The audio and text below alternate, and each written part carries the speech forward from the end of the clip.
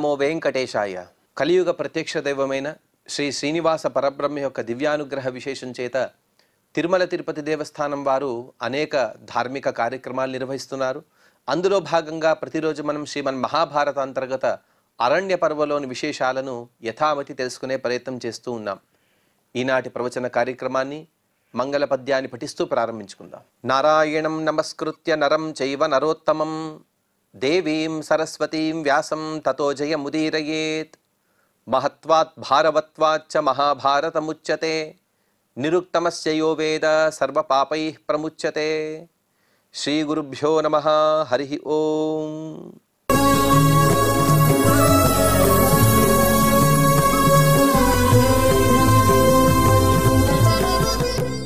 కుండలాపహరణ పర్వ అనే అనుపర్వలో భాగంగా కుంతీదేవి తను సూర్యుని ద్వారా ఒక కుమారుడిని కన్న తర్వాత ఆ కుమారుడిని గట్టిగా ఉండేటువంటి అనగా సకల రక్షణ సౌకర్యాలతో కూడినటువంటి ఒక మంజూష పెట్టెను ఏర్పాటు చేసి దాన్ని అశ్వనదిలో వదిలింది. ఆ అశ్వనది నుండి క్రమంగా ఆ ప్రవాహంలో ఎన్నో నదులను దాటుతూ ఆ పెట్టె చివరికి గంగానదికి వచ్చి అధిరథుడు అనే ఒక సూతుని యొక్క భార్య అయినటువంటి రాధాదేవి ఆవిడ చేతికి చిక్కినది. ఆ అధిరథుడు ఆ పెట్టెను తను తెరిచి చూస్తే అందులో ఒక కుమారుడు ఉన్నాడు. ఆ కుమారుడు ఎలా ఉన్నాడనే విషయాన్ని మహాభారతం ఇక్కడ చాలా చక్కగా వర్ణిస్తుంది. తరుణాదిత్య సంకాశం హేమవర్మధరం తథా మృష్టకుండలయుక్తేన వదనేన విరాజిత. సూర్యుని యొక్క సంతానమే అతను.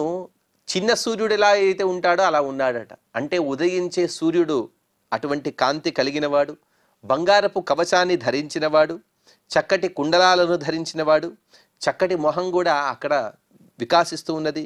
ససూతో భార్యయా సార్ధం విస్మయోత్ఫుల్లలోచన అంకమారోప్య తంబాలం భార్యాం వచనమబ్రవీత్. ఆ సూతుడు ఆ బాలుడిని చూశాడు.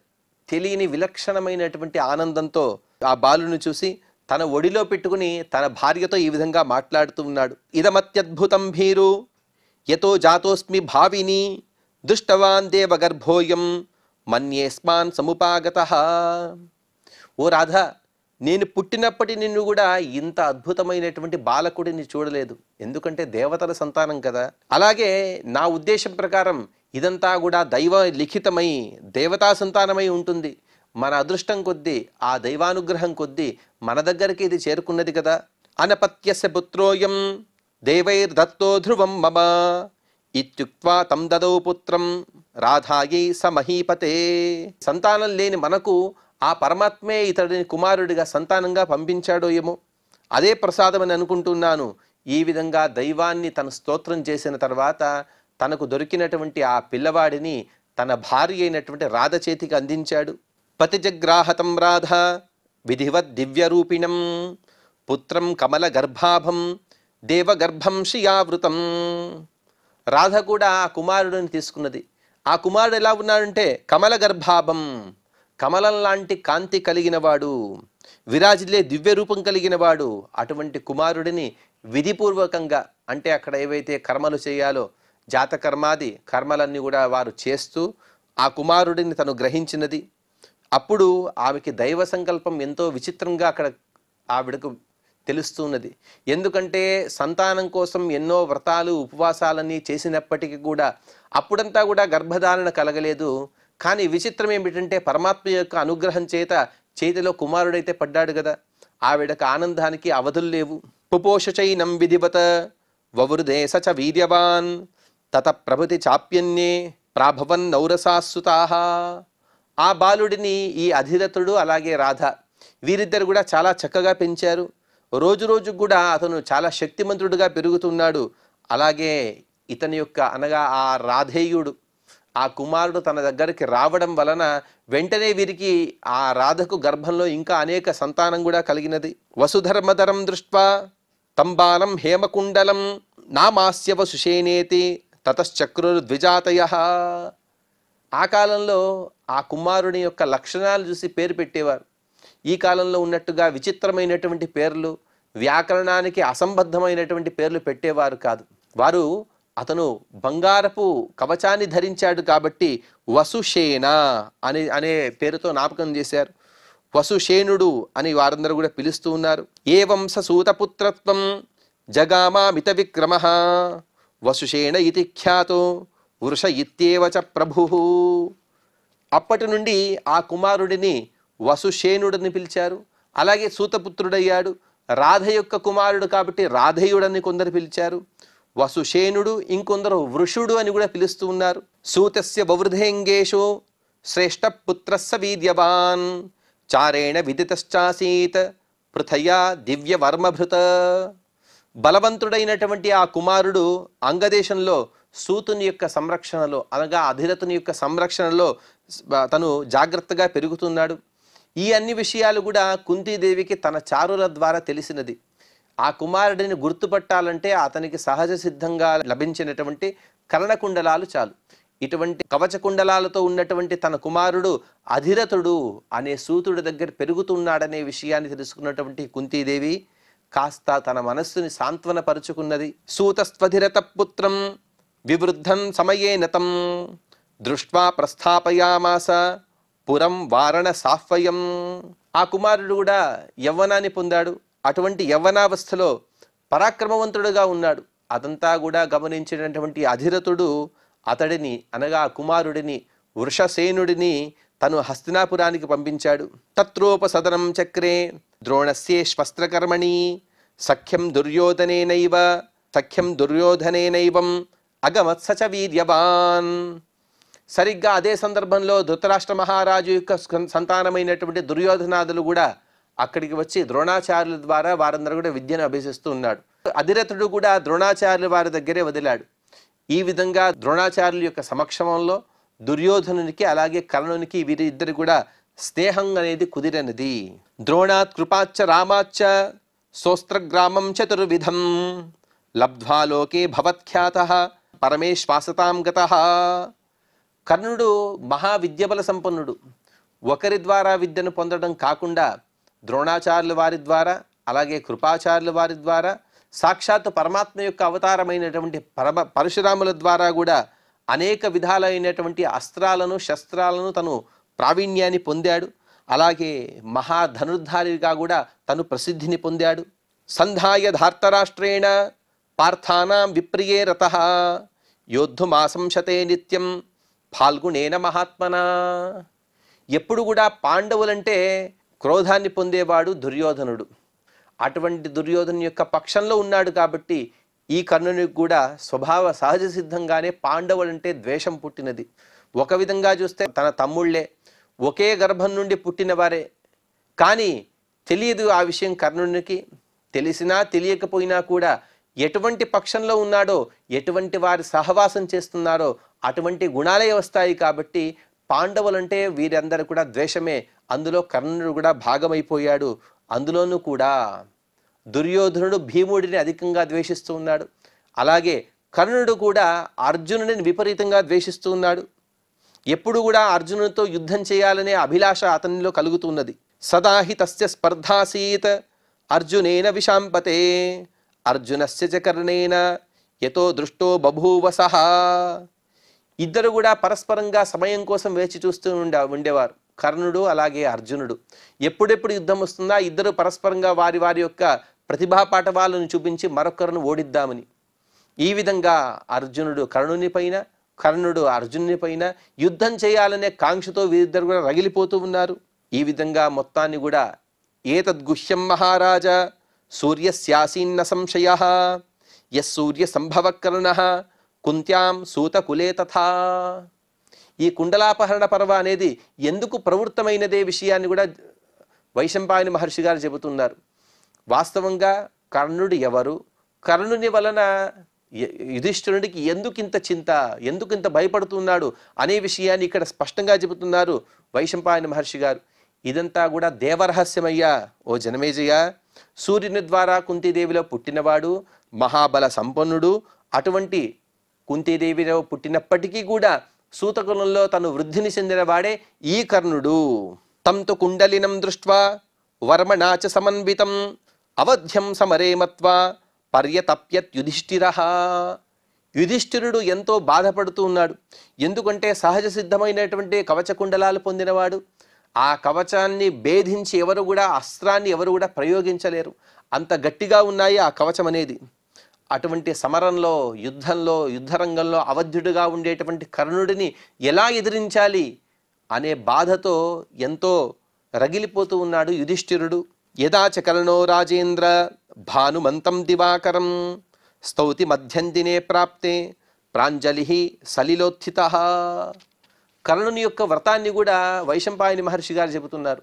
ప్రతిరోజు కూడా కర్ణుడు మధ్యాహ్న కాలంలో గంగా నదిలో స్నానం చేసి ఎప్పుడైతే చేతులు జోడించి నీటి నుండి బయటికి వస్తాడో, అనగా స్నానానికి వెళ్ళాడు మధ్యాహ్న సంధ్యావందనాదుల కోసం, మధ్యాహ్న కాలంలో చేసేటువంటి అనుష్ఠానం కోసం.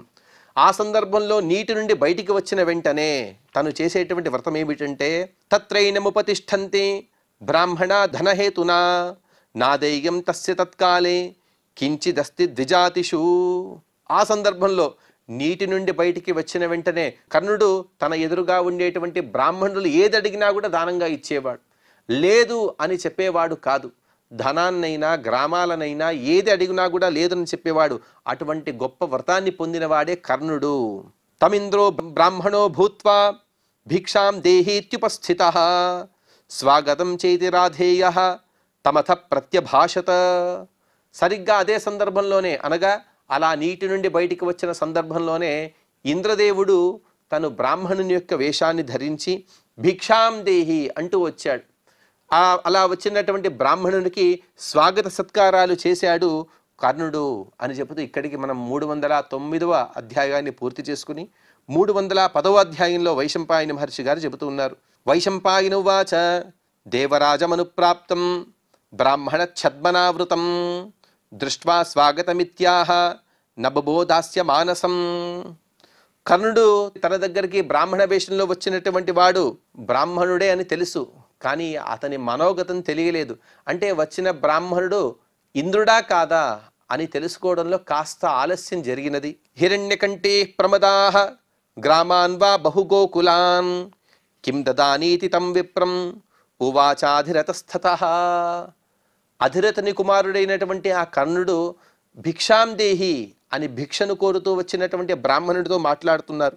ఓ బ్రాహ్మణోత్తమ, మీకు బంగారు నగలు కావాలా, గ్రామాలు కావాలా, యువతులు కావాలా, విస్తారమైనటువంటి గోసంపదలు కావాలా, మీరేం కోరికలు కోరుకుంటున్నారో దయచేసి అనుగ్రహించండి అని ప్రార్థించాడు.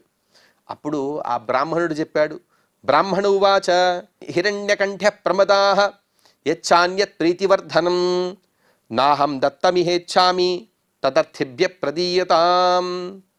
బంగారు నగలు ధరించినటువంటి స్త్రీలు కానీ, అలాగే నీవు ఇంతవరకు చెప్పిన గ్రామాలు, గోసంపదలు ఇవేవి కూడా నాకొద్దు. ఇవన్నీ కూడా ఆనందాన్ని పెంపొందించేవే, కానీ వీటి వల్ల నాకు ఎటువంటి అవసరం లేదు.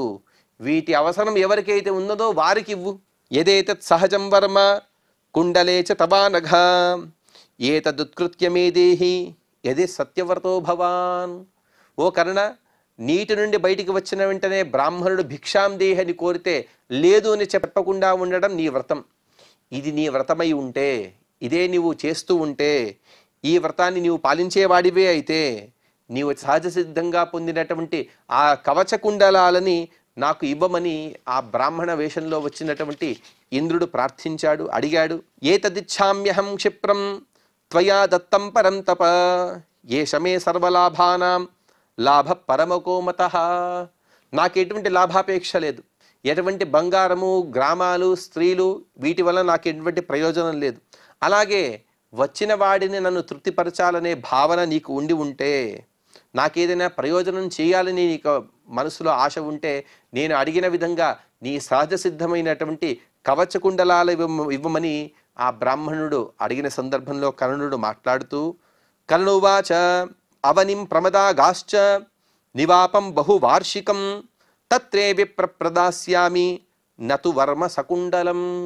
ఓ బ్రాహ్మణోత్తమ, మీరు భూమిని కానీ, స్త్రీలను కానీ, గోవుల కానీ, అలాగే అనేక సంవత్సరాల వరకు కూడా రాజభోగాలు అనుభవించే విధంగా విశేషమైనటువంటి ధన సంపదను కానీ, జీవన భృతిని కానీ ఈ అన్నీ కూడా ఇవ్వను, కానీ నా కవచ కుండలాలను ఇవ్వలేను అని చెప్పాడు. అప్పుడు వైశంపాయన మహర్షి గారు వివరిస్తూ వైశంపాయనువాచ ఏవం బహువిధైర్వాక్యైః యాచ్యమానః సతు ద్విజః కర్ణేన భరతశ్రేష్ఠ నాణ్యం వరమయాచత. ఈ విధంగా వారిద్దరి మధ్య పరస్పర అనేక సంభాషణలు జరిగాయి. ఇతను వేరే వరాలు ఇస్తానని చెప్పడం, వాటిని ఆ బ్రాహ్మణ వేషంలో ఉండేటువంటి ఇంద్రుడు తిరస్కరించడం, ఇదంతా కూడా జరుగుతూనే ఉన్నది. అతను కవచకుండలాలను వదలటం లేదు, ఇతను కవచకుండలాలను ఇవ్వటం లేదు. ఇదే వారి సంభాషణలో జరిగినటువంటి వృత్తాంతం. సాంత్వితశ్చ యథాశక్తి పూజితశ్చ యథావిధి నచాన్యం సద్విజశ్రేష్ఠ కామయామాస వైవరం. కర్ణుడు ఆ బ్రాహ్మణుడిని యథోచితంగా పూజించాడు, ఎంతగానో బ్రతిమాలాడు, రకరకాలైనటువంటి వరాలు ఇవ్వను చూపాడు. కానీ ఆ బ్రాహ్మణుడు మాత్రం కవచకుండలాలు తప్ప వేరే దేన్ని కూడా కోరుకోవటం లేదు. యదా నాణ్యం ప్రవృణతే వరం వై ద్విజసత్తమః వినాస్య సహజం వర్మ కుండలే చ విశాంపతే తదైనమబ్రవీద్ భూయః రాధేయ ప్రహసన్నివ. ఓ జనమేజయ, ఆ విధంగా ఆ విప్రుడు అనగా బ్రాహ్మణ వేషంలో వచ్చినటువంటి ఇంద్రుడు ఆ రాధేయుని కర్ణుని యొక్క కవచకుండలాలు తప్ప వేరే దేన్ని కూడా గ్రహించడానికి తను ఇష్టపడటం లేదు. అదంతా కూడా చూస్తూ నవ్వుతూ కర్ణుడు ఆ బ్రాహ్మణితో ఈ విధంగా మాట్లాడుతూ ఉన్నాడు. కర్ణ ఉవాచ సహజం వర్మ మే విప్ర కుండలే చామృతోద్భవే తేనావధ్యోస్మి లోకేషు తతోనైత జహామ్యహం. ఓ విప్రోత్తమ, ఈ కవచకుండలాలనేవి నాకు సహజ సిద్ధంగా ఏర్పడ్డాయి. నా జన్మసిద్ధమైనవి ఇవన్నీ కూడా, అలాగే అమృతం నుండి పుట్టినవి ఇవన్నీ కూడా. వీటి వల్లనే నేను ఇంతవరకు కూడా జయాన్ని పొందుతున్నాను. నన్ను ఎవరు కూడా నా పైన జయాన్ని పొందలేదు, నేను ఎవరి చేత కూడా వధింపబడలేదు. విశాలం పృథివీరాజ్యం క్షేమం నిహత కంటకం ప్రతిగృహ్ణీష్వమత్తస్త్వం సాధు బ్రాహ్మణ పుంగవ. ఓ బ్రాహ్మణోత్తమ, నీవు ఈ కవచకుండలాలకు బదులుగా నా సమస్త రాజ్యాన్ని కూడా మీకు ధారపోస్తాను. దయచేసి వాటిని స్వీకరించండి. నా క్షేమాన్ని కోరుతూ మీరి కవచకుండలాలను మాత్రం అడగవద్దు. కుండలాభ్యాం విముక్తోహం వర్మణ సహజేన చ గమనీయో భవిష్యామి శత్రూణాం ద్విజసత్తమ. ఇంతవరకు కూడా ఏ శత్రువు కూడా నాకు ప్రతిగా ఉండి యుద్ధం చేయడానికి భయపడ్డాడు. ఎందుకంటే నా సహజ సిద్ధమైనటువంటి కవచకుండలాలే వాటికి కారణం. ఎంత చేసినా కూడా నేను అవధ్యునిగా ఉన్నాను, వాటికి కూడా కారణం ఈ కవచకుండలాలే. కానీ ఈ కవచకుండలాలను మాత్రం మీరు అడుగుతున్నారు, దీన్ని తప్ప వేరే వరాన్ని అడగటం లేదు. అందుకోసం అనగా నా శత్రువు యొక్క భయాన్ని తొలగించడం కోసమైనా, అంటే మీరు ఈ కవచకుండలాన్ని తీసుకువెళ్తే శత్రువులందరూ కూడా దాడి చేసి నన్ను వధిస్తారు, కాబట్టి దయచేసి ఈ కవచకుండలాలని మీరు అడగవద్దు అని ప్రార్థిస్తూ ఉన్నాడు. అప్పుడు వైశంపాయన మహర్షి గారు వివరిస్తూ వైశంపాయనోవాచ ఇదాన్యం సవరం వవ్రే భగవాన్ పాకశాసనః తత ప్రహస్య కర్ణస్థం పునరిత్యబ్రవీద్వచః. కానీ ఆ బ్రాహ్మణ వేషంలో వచ్చినటువంటి ఇంద్రుడు మాత్రం నాకు కవచకుండలాలు మాత్రమే కావాలి, అది తప్ప నాకే వరం కూడా అవసరం లేదు అని కోరడం చూసి కర్ణుడు తను నవ్వుతూ ఈ విధంగా మాట్లాడుతూ ఉన్నాడు. కర్ణ ఉవాచ విదితో దేవదేవేశ ప్రాగేవాసి మమ ప్రభో నతు న్యాయం మయా దాతుం తవ శక్ర వృథావరం. ఓ దేవదేవేశ, ఓ ఇంద్ర, నీవెవరో నాకు తెలుసు. బ్రాహ్మణ వేషంలో వచ్చినటువంటి ఇంద్రుడివే నీవు. కానీ నేను నీకు ప్రయోజనరహితమైనటువంటి వరాన్ని ఇవ్వడం అనేది న్యాయసమ్మతం కాదు కదా. అంటే నేను నీవు అడిగిన విధంగా ఈ కవచకుండలాన్ని ఇస్తాను, కానీ దీనివల్ల నాకేం ప్రయోజనము అని కోరుతున్నాడు. ఇదే మాట అనగా తను దానాన్ని ఇస్తూ కూడా ఒక ప్రయోజనాన్ని ఆశించాడు కాబట్టే కర్ణుని యొక్క దాన శౌండీరత్వం అనేది గుణాన్ని కోల్పోయాడు. ఎంత దానాన్ని ఇచ్చేవారైనా సరే ప్రతిగా ఏది కూడా అడగకూడదు. కానీ ఒక దానాన్ని ఇస్తూ తను ప్రతిగా తన ఆశను అడుగుతున్నాడు కాబట్టి అతను మహాదాని అనే ఒక బిరుదును కోల్పోయాడు కర్ణుడు. త్వమ్హి దేవేశ్వర సాక్షాత్ త్వయా దేయో వరో మమ అన్యేషాం చైవ భూతానాం ఈశ్వరో హ్యసి భూతకృత. నీవు సాక్షాత్తుగా దేవదేవేశ్వరుడివి, త్రిలోకాధిపతివి, నీవే నాకు వరం ఇవ్వాలి. అనగా యాచించాలంటే నేనే నీ దగ్గరికి వచ్చి యాచించాలి. కానీ ఆశ్చర్యం ఏమిటంటే ఒక బ్రాహ్మణ వేషంలో వచ్చి నీవు నా దగ్గర యాచిస్తున్నావు. నీవు సర్వభూపతివి, సర్వభూతాలను కూడా ఉత్పన్నం చేయగల మహా సామర్థ్యం కలిగిన వాడివి. యది దాస్యామి తే దేవ కుండలే కవచం తథా వధ్యతాముపయాస్యామి త్వంచ శక్రాపహాస్యతాం. ఇంద్ర, అలాగే ఊరికనే ఎటువంటి ప్రయోజనం నీ నుండి పొందక ఈ కవచకుండలాన్ని నేను ఇస్తే నా మృత్యుదేవను నేను ఆహ్వానించినట్టే. తస్మాత్ వినిమయం కృత్వా కుండలే వర్మచోత్తమం హరస్వ శక్ర కామం మే నద్యామహమన్యథా. అందుకోసం నేను నీకు కవచకుండలాలను ఇస్తే దానికి ప్రతిగా నీవు నాకు ఒక వరాన్ని ఇవ్వాలి. ఆ విధంగా మాత్రం నీవు ఒప్పుకుంటే మాత్రమే, అనగా ఈ సమయానికి బద్ధుడైతే, ఇటువంటి మాటలకు నీవు బద్ధుడైతే మాత్రమే నా కవచకుండలాలు నేను నీకు ఇవ్వగలను అని స్పష్టంగా కర్ణుడు చెప్పాడు. శక్రౌవాచ విదితోహం రవేః పూర్వం ఆయానేవ తవాంతికం తేనతే సర్వమాఖ్యాతం ఏవమేతన్న సంశయః. ఓ కర్ణ, నా రాక యొక్క విషయం నీకెవరు చెప్పారో కూడా నాకు తెలుసు. స్వయంగా నీ జనకుడు, అనగా ఎవరి చేత అయితే నీవు పుట్టావో అటువంటి సూర్య భగవానుడే నీకు చెప్పాడు. ఈ విషయమంతా కూడా నీకు తెలిసిపోయింది. తనే నీకంతా కూడా చెప్పి ఉంటాడు, ఇందులో ఎటువంటి సందేహం లేదు.